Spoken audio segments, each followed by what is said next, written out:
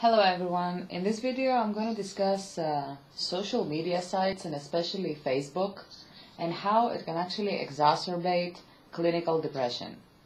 If you're not clinically depressed and if you don't believe that clinical depression exists, because I've watched a lot of videos on YouTube and I've read a lot of articles online, and there are people that are really nasty and negative and write spiteful comments, and they have absolutely zero empathy when it comes to things like that. So let me tell you up front, if you're one of these people, don't bother watching this video, because I made this video in order to help others.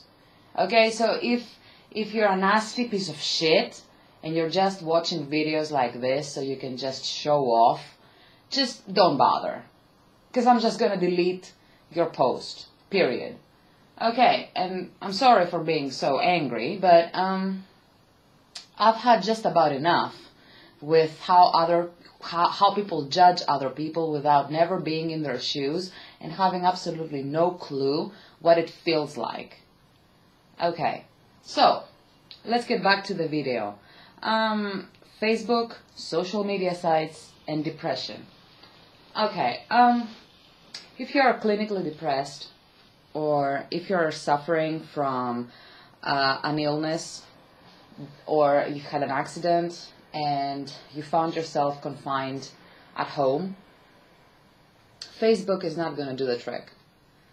A lot of people think, well, I don't look my best, I don't feel my best, I cannot motivate myself to get out of the house, I don't want people to see the state I'm in, and I don't have a social circle. Some people are shy, some people do not have social skills, and therefore they choose Facebook to create friendships or to be in some form of communication with others. I agree that Facebook is a tool and it can help you out.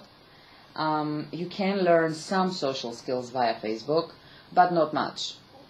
Living a cyber life is not a real life, and this is a very bitter pill to swallow.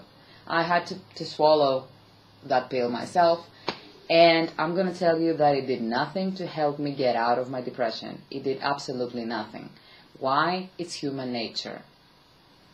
You stay at home, you are locked up in your house, you're confined in your house for various reasons, and you're bored out of your wits, you don't want to watch television all the time, so you get online, and you meet people, or you start searching for your friends from high school or from previous jobs or whatever, and you start chatting. Chatting is not a real form of communication.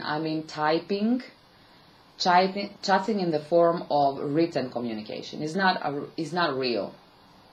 If you could choose between talking online and posting comments and things like that and using the telephone, please use the telephone anytime, because at least you can listen to the other person and you can find out how they feel about things, and it gives you more practice if you do not have the social skills. But if you type, you could be talking to anybody, and they could be feeling anything, and they could be doing anything, and you get this feeling that they're actually talking to you, and they're being supportive, or they understand you, or they share their news, and you've got no clue whether they're telling you the truth or not. So as an initial step, as a first step, as a supplementary step, if you're a shy person, to get yourselves out of your shell, it's a good idea. But if you're dealing with clinical depression and you have isolated yourselves into your own homes, Facebook is going to really exacerbate your depression at some point. Why? Because it's human nature. It's human nature. And basically a picture, a photo, speaks louder than words. Your Facebook friends or people on Facebook, they've got the tendency to discuss things and post pictures and videos, and so you get to peep through a keyhole and to see what they're doing in their lives. Now, I can guarantee you, because I've seen this happen and I've had people tell me that they do this, the things you see online are not actually real. They could be posting pictures from way back and pretending that they went out yesterday and they had such a great time and they've been at home for like 2 months straight. They could be saying things that are not real. But point of the matter is, you get to be there and you get to watch what they're doing, and so it makes you feel uncomfortable. You think, oh, everybody's got a really brilliant life. They go out, they have fun, they've got friends, they chat, they take pictures, they go to parties, they've got new boyfriends, new girlfriends, new partners. You get to watch them have kids. You get to, you know what I mean? It's like watching Big Brother. So, it makes you feel bad. It twists the knife. It's not jealousy, it's human nature. It is human nature. I'm not talking about jealousy here. Don't get me wrong. I don't mean that you don't want your Facebook friend or your Facebook buddy to be successful. It's not that. It's just that you make comparisons. One of the biggest problems with depression is that people make comparisons. You compare the way you feel to how other people feel. You compare the state of your life with other people's state of life, state of living, or whatever. You think, okay, I stay at home and I do nothing and I cannot be motivated to go have a shower, and here is this person that they go out all the time and they've got the energy and they appear to be more successful, and so on and so forth. And you cannot escape the comparisons because they're in your face. They're in your face. I mean, people post things all the time.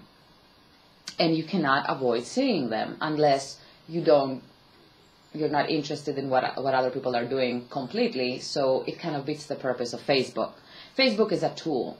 A lot of people use Facebook so that they can get jobs, so they can promote their businesses, so they can promote their hobbies, so they can be part of a community. So you've got, I don't know, a dancing community, and you become part of that, and then you go on and dance with them. Do you get my point? Some people use Facebook because, I don't know,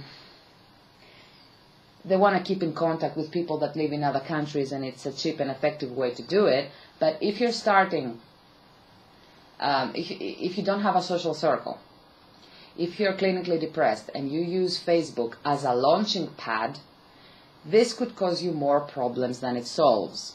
You don't know if the other people are sincere. And there will come a time when you will feel worried that all you have is Facebook. You will see that you don't do anything else, or you don't do much apart from sitting in front of a computer screen, typing away, pretending you're not there. I've done it. I know it is done. I know a lot of people do this. You pretend to be offline, and you're waiting for people to get online so you can just, start talking to them. It twists the knife. It does. It does twist the knife. It does. I mean, at some point you need to get out of the house and you need to solve your own issues. And if you're depressed, you need to do something about it. Facebook is not going to solve your depression problem. It's just going to postpone the feelings of loneliness for a little while. It's going to get you out of your head, in a sense. You can have a good laugh, or you can say something clever and people might like your comment, so you feel, hey, I'm doing well. Actually, people like what I'm saying. But it's not real. It is not real. And you cannot be spending 24 hours a day, 7 days a week in front of a computer screen. It's completely unhealthy. Take it from me, it does not help. You're just avoiding the facts. And I know a lot of people will say, so what do you want us to do? Our lives are empty. We don't do anything. We cannot feel motivated to do things. What do you want us to do? This is a tool that helps me stop thinking. At least it gives me the feeling of connection with the rest of the world, of having somebody to talk to. I understand. I completely 100% understand what you're talking about. I do. It's just that one day it won't be enough. So you need to prepare yourselves for that. It will not be enough. You cannot be living a cyber life when your real life is falling apart, and when you need to address real issues such as depression or such as other health issues or problems you might have, you cannot evade reality. You cannot ignore reality just by being in front of a computer screen all day. It's like a painkiller. It's like taking a pill to address a headache, and the headache comes from somewhere. There's a problem, so you need to address the problem. So Facebook could cause you an even worse depression. It could cause you a relapse. When people start ignoring you, or even if they block you, because you know what it's like on Facebook, yeah? People get partners, people get boyfriends, people get girlfriends, people relocate, and they suddenly block you. They deactivate their accounts, yeah?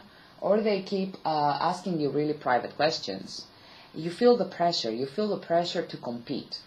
Whether you like it or not, it's human nature, okay? You feel the pressure to show them that you're doing something, that you're not just sitting at home doing nothing. This puts a lot of pressure on you to show off to whom? To people that you don't even know.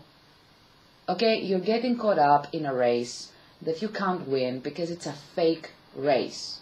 It's a fake race. I could be posting pictures online all day, guys, telling you that I've been places. You will never know whether I've been there or not. But if you're depressed, you tend to believe what other people do. So you tend to believe that they went out, and you tend to believe that they did things, and you tend to believe that they're happy all the time. And then you compare yourself to that, and you say, why so-and-so is so busy? Why do they always, go out? Why do they always meet up with people? How can they be so perfect and look at my life? And so you either get even worse depressed, your depression worsens, or you pretend you're somebody that you're not. So you're running a race to nowhere. So I think that if Facebook is your only outlet of communication, I truly, truly, honestly advise you and believe that you should find other ways of communicating with the world. And I know it's not easy. And I know it's not feasible for every one of us to do this. And it totally depends on the circumstances. I get that. I don't know all of you out there. But eventually you're going to harm yourselves more. You are. It's more advisable chatting to the person that, lives next door rather than chatting all day online to some strangers or some people that you've got no clue who they are and what they're doing, and you just sit there wasting your lives away doing nothing. You're just masking the problem. You're not solving any problems. This video is specifically for people that have no other outlets of communicating with friends, or they don't have a social circle. This video is definitely not for people that are just messing about with Facebook and they don't take it seriously and it's a game to them and they know what they're doing. I'm talking about us, people that actually need to get out of our shells, to go out there and to recreate our real life. And I know this is hard and it's difficult, but we really need to find the strength within us to wean ourselves from this drug, from the Facebook drug and the Facebook fallacy that we're actually doing something when we're not. When we're just sitting at home pretending we're busy, pretending we've got lives, pretending we've got friends, and then, when we switch off the computer, we're alone. So we need to face the facts, and we need to find the strength within us to get ourselves out of this situation and move forward. And I am going to post a lot of videos as to how you can do this. You can. There is a way out. You do not need to depend on social media sites to feel accepted and loved.